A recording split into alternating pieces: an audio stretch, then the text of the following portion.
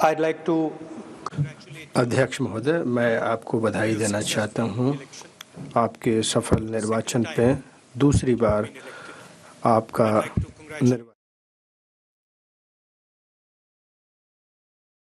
विपक्ष की ओर से, इंडिया गठबंधन की ओर से। तो देखिए, एक तरफ ओम बिरला लोकसभा स्पीकर चुने गए हैं, उसके बाद प्रधानमंत्री मोदी की तरफ से ओम बिरला और उनके द्वारा किए गए कार्यों का जिक्र 17वीं लोकसभा में किया गया और बड़ी उपलब्धियां उनके नाम रही, क्योंकि ओम बिरला एक ऐसे लोकसभा स्पीकर हैं जिनके नाम पर नए और पुराने दोनों ही संसद भवन में काम करने का रिकॉर्ड है और उनका कार्यकाल 17वीं लोकसभा का काफी चर्चा में रहा। कई ऐसे अहम फैसले जो उनके स्पीकर रहते हुए लिए गए, उसका जिक्र अब से थोड़ी ही देर पहले प्रधानमंत्री मोदी की तरफ से किया गया। लेकिन 17वीं लोकसभा के दौरान बड़ी तादाद में सांसदों को डिसिप्लिनरी एक्शन के तहत सस्पेंड भी किया गया था। इसके साथ ही जो उत्पादकता रही वो 97% की रही, उसका जिक्र प्रधानमंत्री ने किया, जो कि पिछले 25 सालों में सबसे ज्यादा रही। और खासतौर से जब कोविड काल रहा, उस बीच आयोजित 17वीं लोकसभा का चौथा सत्र था, उसकी प्रोडक्टिविटी 167% रही, जो कि लोकसभा के इतिहास में सबसे ज्यादा है। प्रधानमंत्री मोदी ने ओम बिरला का और उनके द्वारा किए गए कार्यों का जिक्र करते हुए कहा कि उनको एक बड़ा दायित्व मिला है और उसको उस मीठी सी मुस्कान के साथ वो आगे बढ़ाएंगे।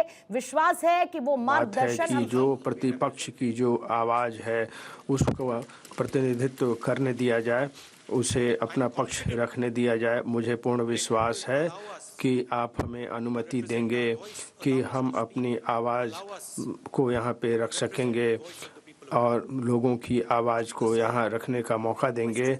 अध्यक्ष महोदय, प्रश्न ये नहीं है कि कितनी दक्षता से ये कार्य सदन चलता है, भारत के लोगों की आवाज़ को कितनी अच्छे तरीके से हम उनकी सुनते हैं, इसलिए आप सदन को दक्षता से चला सकते हैं।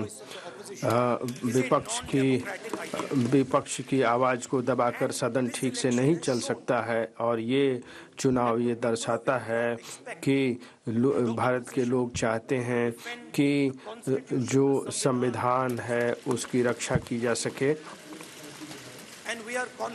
और हमें विश्वास है कि आप विपक्ष को बोलने की अनुमति देकर